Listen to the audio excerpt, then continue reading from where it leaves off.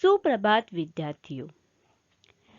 NG Vartak English medium high school and junior college standard 8 subject Hindi entire.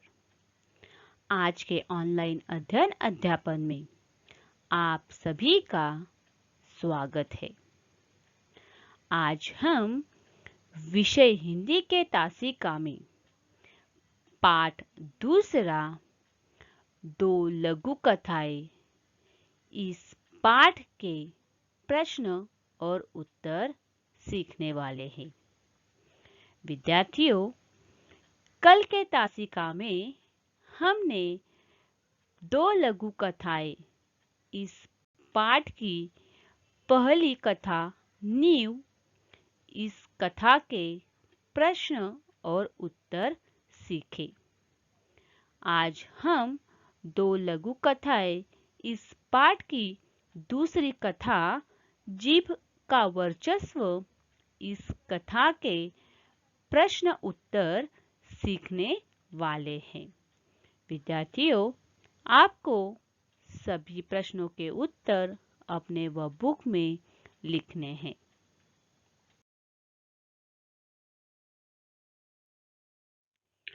दो लघु कथाएं इस पाठ की दूसरी कथा के हम प्रश्न उत्तर देखेंगे।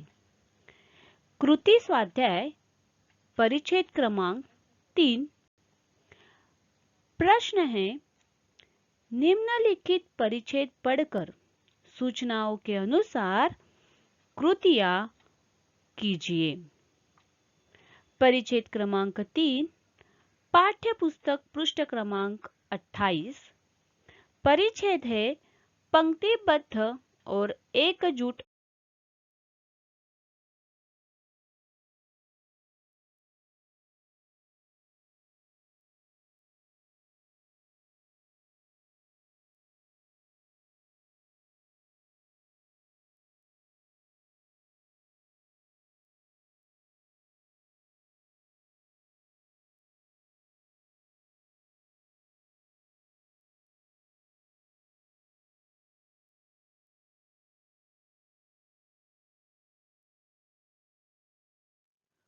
कृति स्वाध्याय का प्रश्न है कृति 1 आकलन। प्रश्न है, संजाल पूर्ण कीजिए। संजाल पूर्ण कीजिए का प्रश्न है दांतों की विशेषताएं। तो हमें दांतों की कौन कौन सी विशेषताएं इस परिच्छेद में आई है वह यहाँ पे क्या करना है, लिखना है।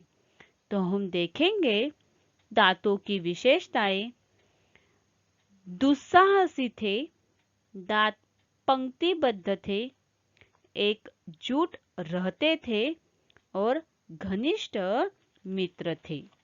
तो दांतों की जो है यहाँ विशेषताएं जो बताई है वह अगर आपने पहला ही परिच्छेद जो है, इस परिच्छेद का जो पहला पैसेज है इसमें ही इसके आपको उत्तर मिल सकते हैं। जैसे पंक्तिबद्ध और एकजुट रहने के कारण दांत बहुत दुस्साहसी हो गए थे। उसके बाद में आप देखेंगे कि घनिष्ठ, हम 32 घनिष्ठ मित्र हैं, एक से एक मजबूत। इस तरह की दांतों की विशेषताएं इस पहले ही पैसेज में आपको बताई गई हैं। आपने परिच्छेद अच्छी तरह से पढ़ा होगा तो इसका उत्तर आपको तुरंत लिखने को हो जाएगा।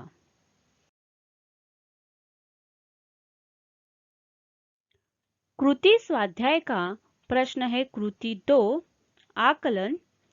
प्रश्न है उत्तर लिखिए। प्रश्न दिया है यहाँ पे, पंक्तिबद्ध और एकजुट रहने के कारण दांतों में आया गलत परिवर्तन।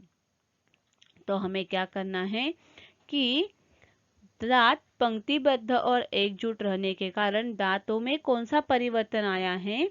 तो उत्तर देखेंगे हम, पंक्तिबद्ध और एकजुट रहने के कारण दांत बहुत दुस्साहसी हो गए हैं। तो यहाँ पे उत्तर क्या है, दांत बहुत दुस्साहसी हो गए हैं। प्रश्न दूसरा है वाक्य पूर्ण कीजिए।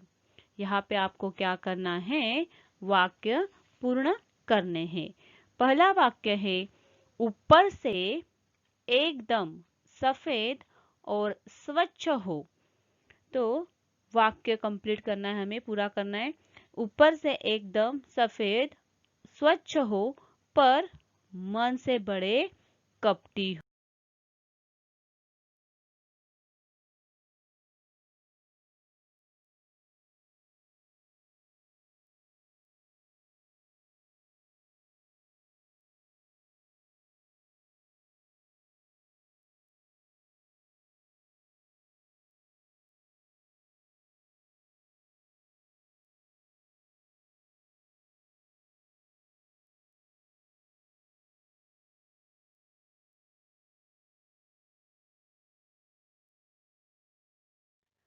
कृति स्वाध्याय का प्रश्न है कृति 3 शब्द संपदा।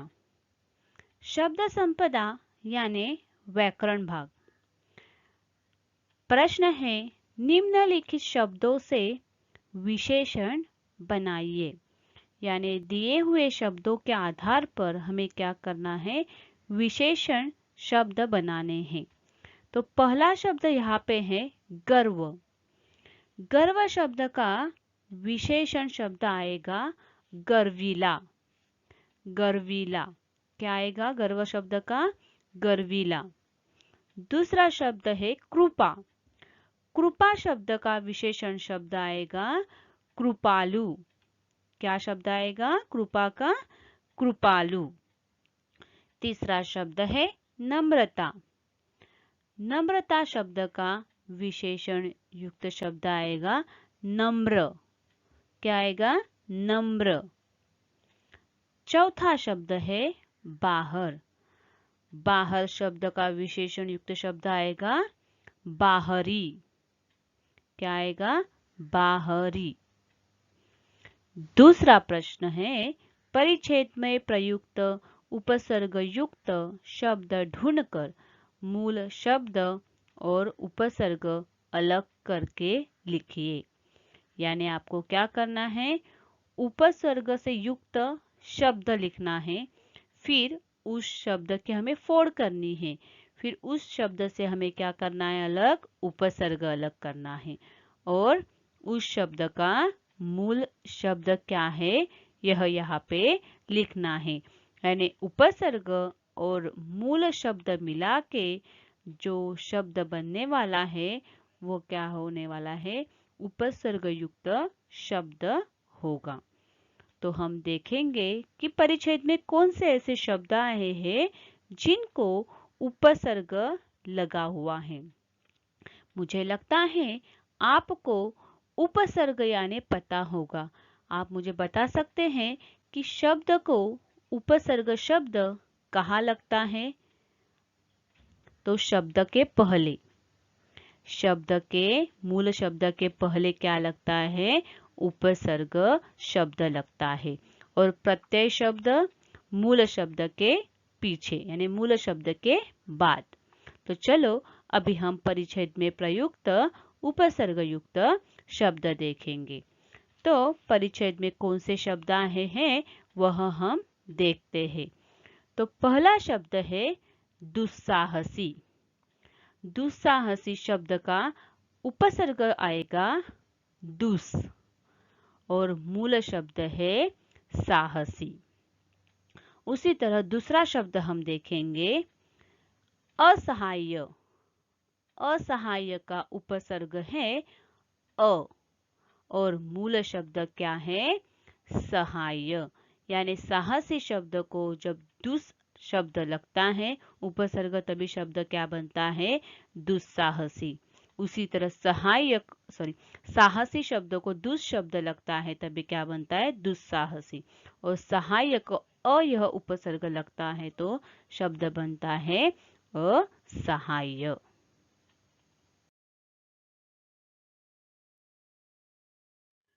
कृति स्वाध्याय का हम अगला प्रश्न देखेंगे। कृति 4 स्वमत अभिव्यक्ति। स्वमत अभिव्यक्ति का प्रश्न है, विनम्रता सारे सद्गुणों की नींव है। विषय पर अपने मन के भाव लिखिए। यानी हमें क्या करना है, यहाँ पे अपना स्वमत यानी हमारे मन के विचार यहाँ पे हमें लिखने हैं।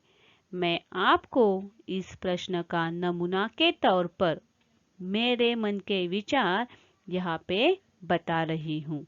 आपको क्या करना है, आपके खुद के विचार यहाँ पे अपने शब्दों में लिखने हैं। तो विनम्रता सारे सद्गुणों की नींव है। नींव यानी क्या, हमने देखा कि निचला जो फाउंडेशन होता है जिस पे हमारी इमारत खड़ी है। जैसे अगर हमारे पैर नहीं होंगे तो हम खड़े रह पाएंगे क्या? नहीं। तो विनम्रता सारे सद्गुणों की नींव है। विनम्रता यानी क्या कि मनुष्य में बहुत ही नम्रता रहती, शीतलता यानी शील रहते हैं, वो एकदम सॉफ्ट बोलते जैसे वैसे। तो हम देखेंगे इस प्रश्न का उत्तर। विनम्रता सारे सद्गुणों की नींव है, जिसे अपनाकर हम सभी पर एक सकारात्मक प्रभाव डाल सकते हैं। विनम्रता मनुष्य के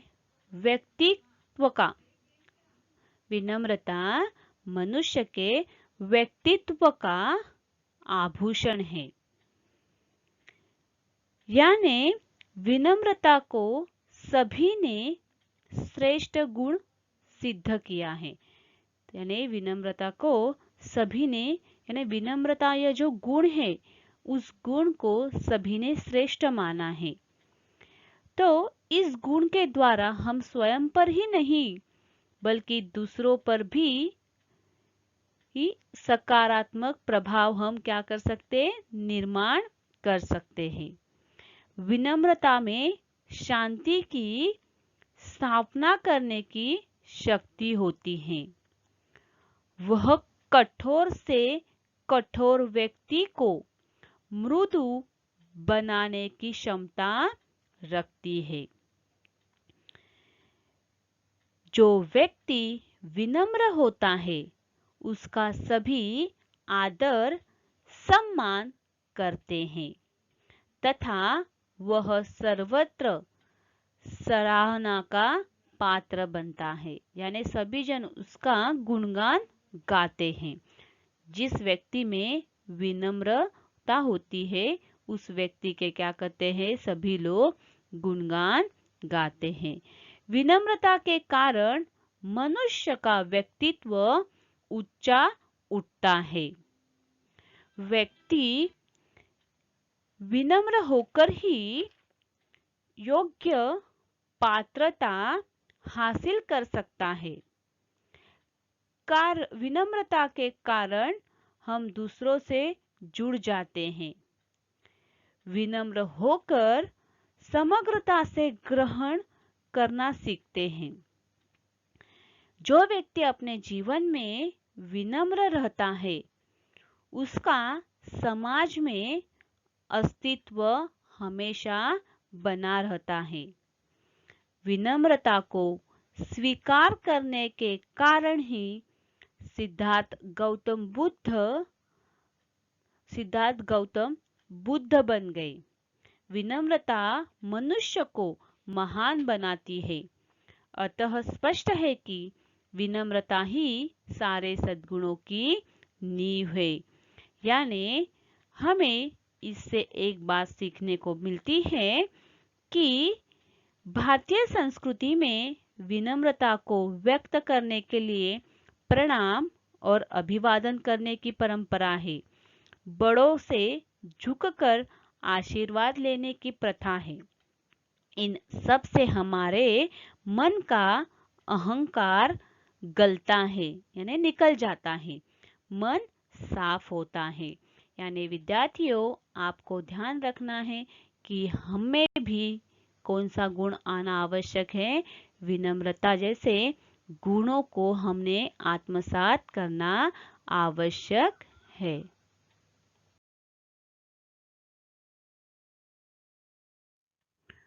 कृति स्वाध्याय का परिच्छेद क्रमांक 4। प्रश्न है, निम्नलिखित परिच्छेद पढ़कर सूचनाओं के अनुसार कृतियां कीजिए। परिच्छेद क्रमांक 4, पाठ्य पुस्तक पृष्ठ क्रमांक है 28।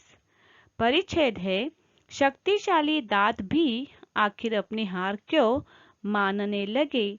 यहाँ से लेके घमंडी दांतों ने आखिर जीभ का लोहा मान लिया, यहाँ तक आपको यह परिच्छेद पढ़ना है और इस परिच्छेद के आधार पर दिए गए प्रश्नों के उत्तर आपको लिखने हैं।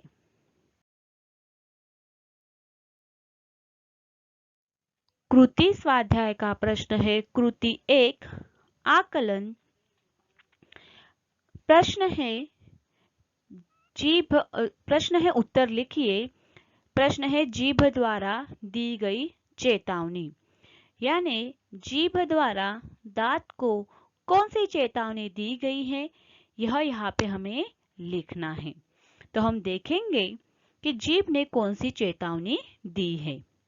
डॉक्टर को बुलाओ, दंत चिकित्सक एक एक को बाहर कर देगा, मुझे तो छुएगा भी नहीं और तुम सब बाहर दिखाई दोगे। इस तरह से जीभ ने दांत को क्या किए, चेतावनी दी है।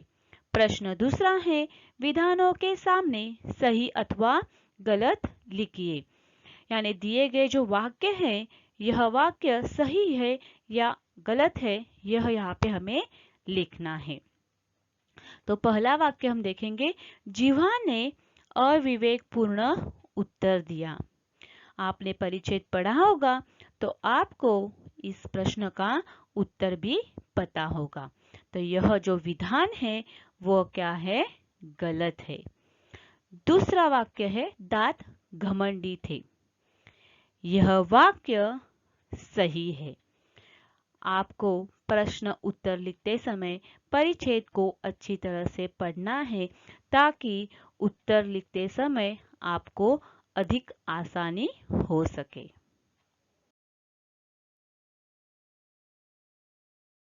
कृति स्वाध्याय का प्रश्न है कृति 2, आकलन। प्रश्न है, निम्नलिखित कथनों को क्रमानुसार फिर से लिखिए। तो यहाँ पे हमें क्या करना है, जो कथित वाक्य है उन वाक्यों को क्रम के अनुसार लिखना है, यानी कौन सा वाक्य कब पहले हुआ है या कौन सी घटना पहले हुई है या कौन सा वाक्य पहला बोला है, यह यहाँ पे हमें क्या करना है, लिखना है। पहले हम वाक्य पढ़ेंगे। पहला वाक्य है, जीभ ने दांतों के घमंड को चूर करते हुए चेतावनी दी। दूसरा वाक्य है, घमंडी दांतों ने आखिर जीभ का लोहा मान लिया। तीसरा वाक्य है, शक्तिशाली दांत भी आखिर अपनी हार क्यों मानने लगे। और चौथा है, घमंडी दांत अब निरुत्तर थे। तो अभी हम इन वाक्यों को हम क्रम के अनुसार लिखेंगे।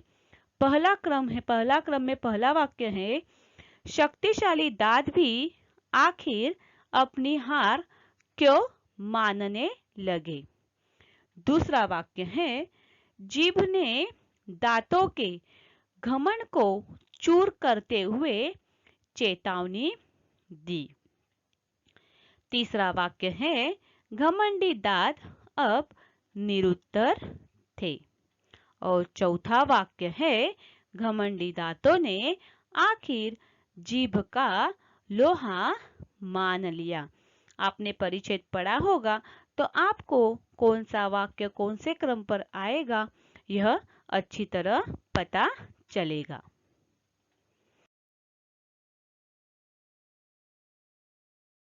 कृति स्वाध्याय का प्रश्न है कृति 3, शब्द संपदा।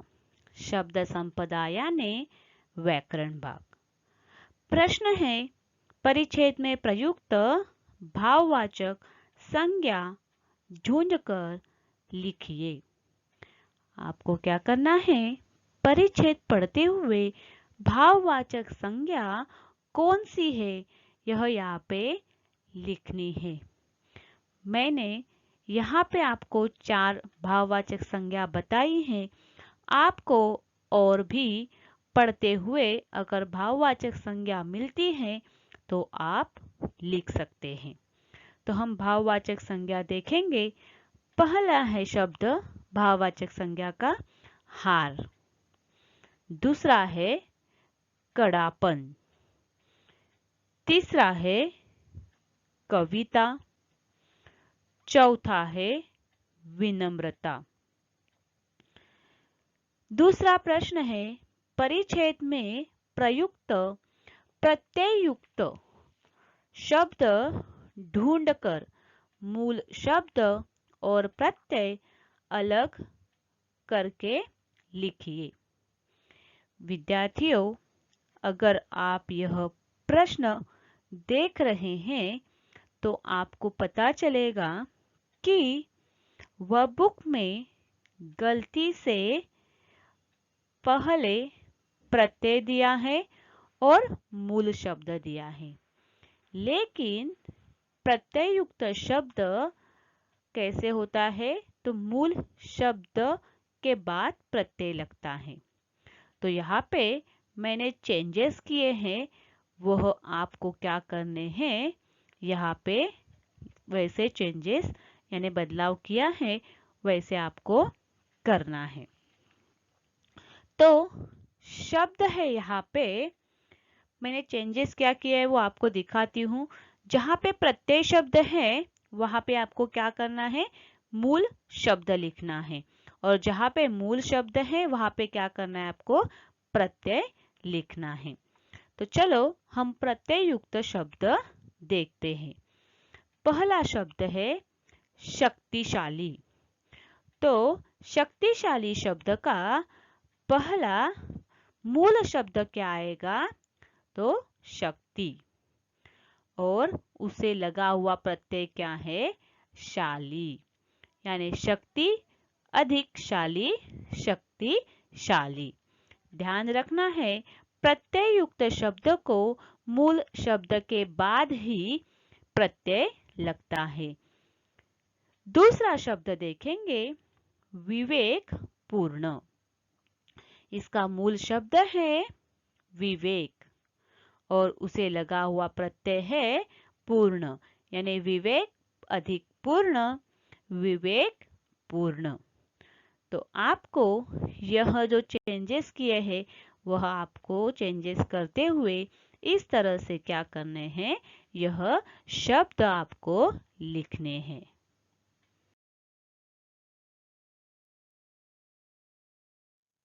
कृति स्वाध्याय का प्रश्न है, कृति 4 स्वमत अभिव्यक्ति। स्वमत अभिव्यक्ति का प्रश्न है, घमंड मनुष्य का शत्रु है, विषय पर अपने विचार लिखिए।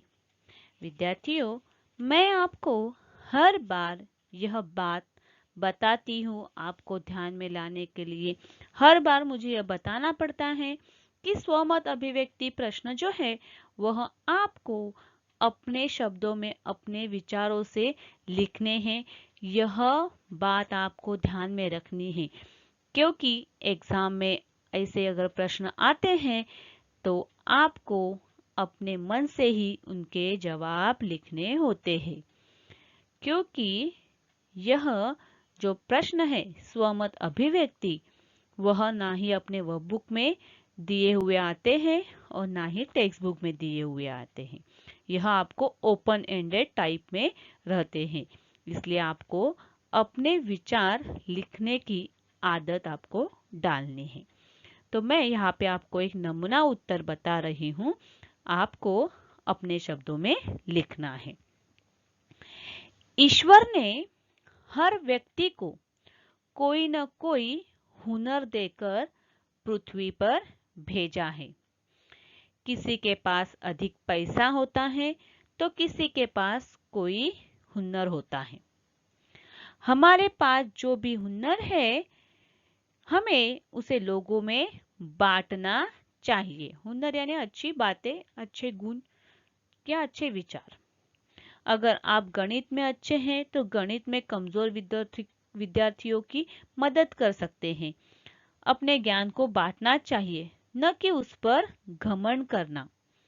घमंडी व्यक्ति अपनी काबिलियत, रूप, रंग, धन दौलत या अपने पद की वजह से स्वयं को दूसरों से बड़ा समझता है। घमंड एक ऐसी बुराई है जो मनुष्य के अंदर की हजारों अच्छाई को दबा देती है। घमंड ऐसी स्वाभाविक कुवृत्ति है जो मनुष्य का नाश कर डालती है। जिसके हृदय में घमंड होता है वह जिंदगी में कुछ भी नहीं कर सकता है। घमंड मनुष्य का शत्रु होता है। घमंड करने के कारण व्यक्ति को कई सारी परेशानियों का सामना करना पड़ता है। रावण वेदों का ज्ञाता था, फिर भी घमंड करने के कारण उसका विनाश हो गया। दुर्योधन वीर था, फिर भी घमंड करने के कारण उसका विनाश हो गया। घमंड के कारण व्यक्ति अपने अंदर के ज्ञान को भूल जाता है और वह पतन की ओर बढ़ने लगता है। कहा भी गया है कि घमंडी का सिर नीचा होता है। यानी यहाँ पे हम देखेंगे कि घमंडी मनुष्य अपने आप को श्रेष्ठ और दूसरों को हीन समझने लगता है। उसके भीतर का घमंड उसे कोई भी कार्य सहजता से नहीं करने देता। घमंडी कभी न कभी मुंह के बल गिरता है। उसका घमंड उसे एक दिन सबके सामने शर्मिंदा कर बैठता है। घमंड मनुष्य के शत्रु के समान है जो सदैव उसके लिए विनाश का मार्ग बनता है। तो हमें यह बात ध्यान में रखनी है कि हमें कभी भी किसी भी बात पर घमंड नहीं करना है, क्योंकि घमंड के कारण अपना भी नाश हो सकता है। इसीलिए घमंड मनुष्य का शत्रु कहा गया है।